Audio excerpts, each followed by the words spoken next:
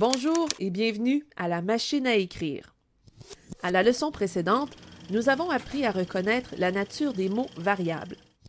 Comme vous le savez, il existe aussi en français des mots qui ne s'accordent ni en genre ni en nombre.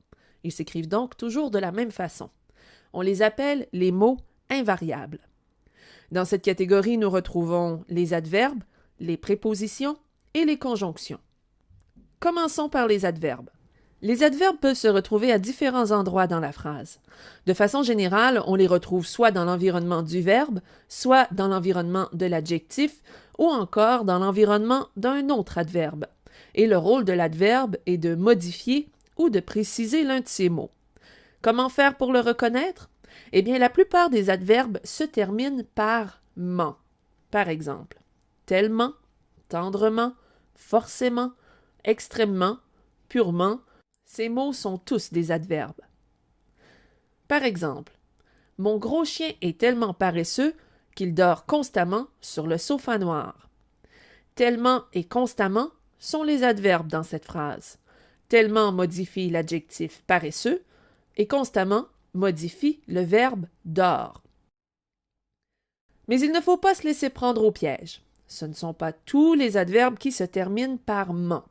La liste des adverbes en français est bien plus longue. À votre tour. Dans la phrase suivante, identifiez les adverbes.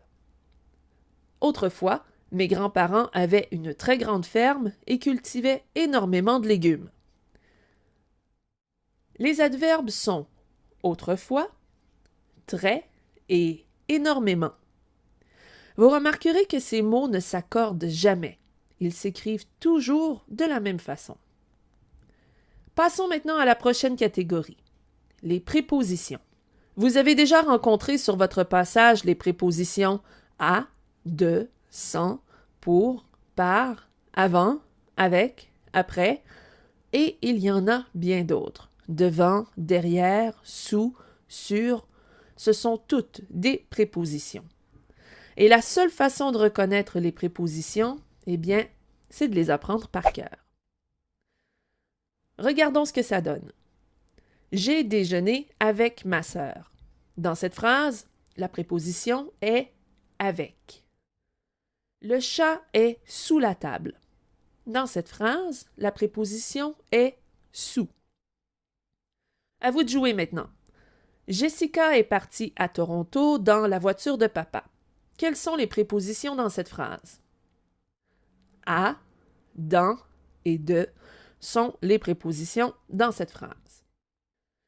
Il est possible que vous ayez de la difficulté à identifier clairement certaines prépositions. En cas de doute, consultez un dictionnaire. La nature est indiquée tout de suite après l'entrée du mot. Dans la catégorie des mots invariables, on retrouve aussi les conjonctions de coordination. Quand vous étiez enfant, peut-être avez-vous chanté la petite comptine, mais où est donc Ornicart? Cette petite chanson de notre enfance était une façon de nous enseigner les conjonctions de coordination. Ces petits mots servent de lien entre deux éléments de même nature, c'est-à-dire qu'ils vont unir par exemple deux noms, deux verbes, deux adjectifs, etc. Par exemple, mon père et mon frère adorent la pêche. Dans cette phrase, la conjonction de coordination est et elle unit les noms père et frère. Je n'ai pas mon portefeuille ni mon téléphone parce que j'ai oublié mon sac. Dans cette phrase, la conjonction ni unit les noms portefeuille et téléphone. Selon vous, quelles sont les conjonctions de coordination dans cette phrase? Nous ignorons s'ils vont démolir ou agrandir ce vieil édifice. En fait, il n'y en a qu'une. Il s'agit de la conjonction de coordination ou, qui unit les verbes démolir et agrandir. Souvenez-vous, mais, où et donc Ornicart. Ce sont les conjonctions de coordination. Vous êtes invité à chanter la petite comptine. De cette façon, vous pourrez les apprendre plus facilement. Voilà pour la nature des mots invariables. Récapitulons. Les mots invariables sont l'adverbe, la préposition et la conjonction de coordination. Maintenant que vous connaissez la nature des mots, vous êtes prêt à en apprendre davantage sur leurs fonctions. Et c'est ce que nous apprendrons dans les prochaines leçons. Voilà ce qui conclut cette leçon. Vous êtes maintenant invité à répondre au questionnaire mis à votre disposition. Joignez-vous à nous dans notre forum de discussion ou sur Facebook à l'adresse suivante. Ici Mélanie Tremblay, merci d'avoir été là. À la prochaine.